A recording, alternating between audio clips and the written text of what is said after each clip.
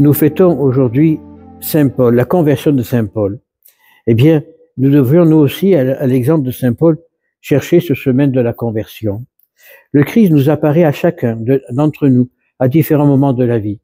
Il faut simplement savoir ouvrir les yeux et voir et écouter.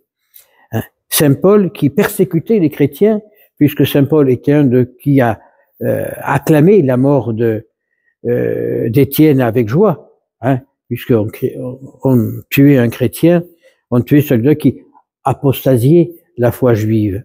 Pourtant, les Juifs attendaient le Messie et l'attendent encore aujourd'hui. Eh bien, Saint Paul part avec une lettre crédentielle des grands prêtres de Jérusalem pour aller massacrer les chrétiens de Damas et d'Antioche, où c'est même à Antioche où ce petit groupe de gens a pris le nom de chrétiens. Il arrive sur la route de Damas, le Christ y apparaît. Il tombe de son cheval, de sa monture, il devient aveugle. Et il dit, mais qu'est-ce qui se passe? Qu'est-ce qu'il y a? Et une voix qui lui dit, je suis Jésus, celui que tu persécutes. Saint Paul se lève, il va à Damas. Là, le Christ envoie vers Ananias, qui est un des piliers de cette religion nouvelle qui arrive. Ananias a peur de le recevoir, puisqu'il sait très bien qu'il vient avec des lettres des prêtres de Jérusalem pour massacrer les chrétiens. Et là, le Christ lui dit, n'aie pas peur, il devient pour moi ce vase de spirituel que je vais utiliser pour pouvoir évangéliser les gentils. Alors quand on lit l'évangile, on voit les 12 apôtres, avec Paul, ça fait 13 apôtres, si je puis dire apôtres. Ces 12 apôtres sont faits pour juger les 12 tribus d'Israël. Et Paul, c'est celui qui doit juger et convertir le peuple des gentils, c'est-à-dire les Grecs, les Romains à l'époque, les gens qui ne sont pas juifs. Et ce qu'il a fait, parce que Saint Paul a fait des kilomètres et des kilomètres dans l'Empire romain de l'époque pour apporter la parole de Dieu. Et Saint Paul n'a pas eu peur de travailler. En Grèce, il travaillait pour faire des voiles de bateau. À Rome, il a travaillé aussi. De partout, Saint Paul a travaillé de ses mains pour pouvoir démontrer que le Christ n'est pas venu comme ça pour que les prêtres soient dans la gloire. Non, les prêtres doivent travailler. C'est vrai que le ministère sacerdotal du prêtre doit se nourrir de l'autel. Mais enfin, il ne pas avoir peur de travailler de ses mains, comme a fait Saint Paul, comme a fait Saint Pierre et comme a fait les autres apôtres. À l'heure d'aujourd'hui, l'Église va mal parce que les prêtres sont devenus des seigneurs. L'Église va mal parce que on ne pense plus à la gloire de Dieu, on passe à la gloire de l'homme.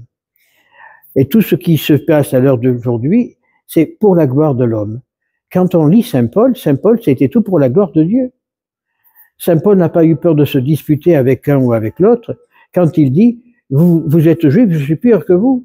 Vous croyez dans le Christ, je le crois plus que vous. » Il faut lire toutes les lettres de Saint Paul. Saint Paul nous met vraiment sur le droit chemin.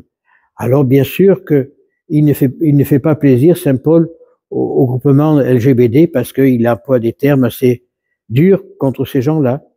Mais il faut remettre les choses à leur juste valeur. Dans la nature, il y a un plus et un moins, il n'y a pas de plus, il n'y a pas de moins, il y a un plus et un moins. Donc tant qu'on n'aura pas revenu à ces valeurs fondamentales, eh bien on va à notre propre malheur.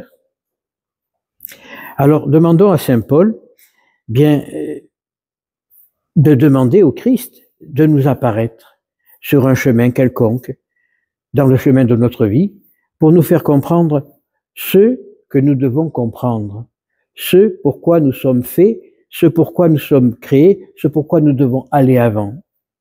Bien sûr, c'est pas facile dans les instants de la vie où on a une quantité de choses qui nous portent à d'autres choses. Mais si on vit dans la volonté de Dieu, on est heureux. Dès que l'on n'est pas dans la volonté de Dieu, on n'est pas heureux. Dès qu'on sort des chemins battus pour prendre des chantiers, des sentiers nauséabonds, on se perd. Tandis que le Seigneur nous ouvre une trace. N'ayons pas peur de la suivre. N'ayons pas peur de lire l'Évangile. N'ayons pas peur de méditer l'Évangile. Et chaque fois qu'on prend une page de l'Évangile, même que si on lit toujours le même passage, on va s'apercevoir que chaque fois on découvre des choses différentes.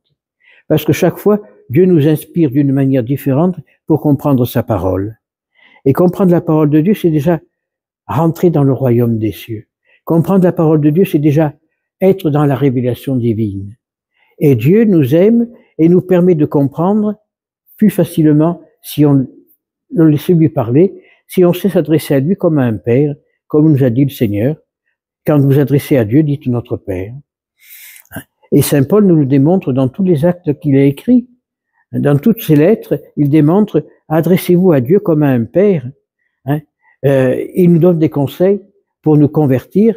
Quand il écrit à Timothée, les lettres à Timothée sont des merveilles. Il secoue un peu Timothée de sa tiédeur, mais il lui dit, c'est bien ce que tu as fait de notre côté. Donc, essayons-nous de partir à la rencontre du Christ dans notre vie quotidienne. Essayons de voir que le Christ est présent parmi nous. Essayons de parler avec le Christ en lui adressant des paroles simples, des paroles sincères, et il nous répondra et il nous remettra dans le droit chemin. Si l'Église va mal à l'heure actuelle, c'est parce qu'elle n'a plus de fondement spirituel. Alors oui, on va vous sortir des tests des pères de l'Église, c'est vrai, c'est très beau, mais s'il n'y a pas de fondement, il n'y a rien. À l'heure actuelle, depuis Vatican II, l'Église est construite sur du sable. Il arrive la tempête, tout s'écroule. Alors il y a un prêtre du Bénin qui attaque le pape en tribunal, le cardinal un tel qui est en prison parce qu'il a détourné de l'argent, on comprend plus rien. Pourquoi? Parce que l'Église n'a plus de vie spirituelle profonde. L'Église se recherche au nom de l'humanité. Mais non, l'Église n'est pas humaine, l'Église divine, humano-divine. Elle a été fondée sur le Christ. Le Christ est, avant d'être homme, il est Dieu.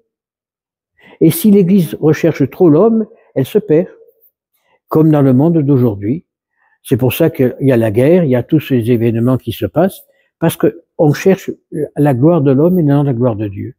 Alors, en ces événements qui se passent dans ce monde d'aujourd'hui, demandons au Seigneur qu'il mette sur notre route des Saint Paul, qu'il mette sur notre route des Saint Pierre, des curés d'Ars, pour nous ramener à la vérité tout entière et pour que demain, avec eux, nous puissions chanter la gloire de Dieu, ainsi soit-il.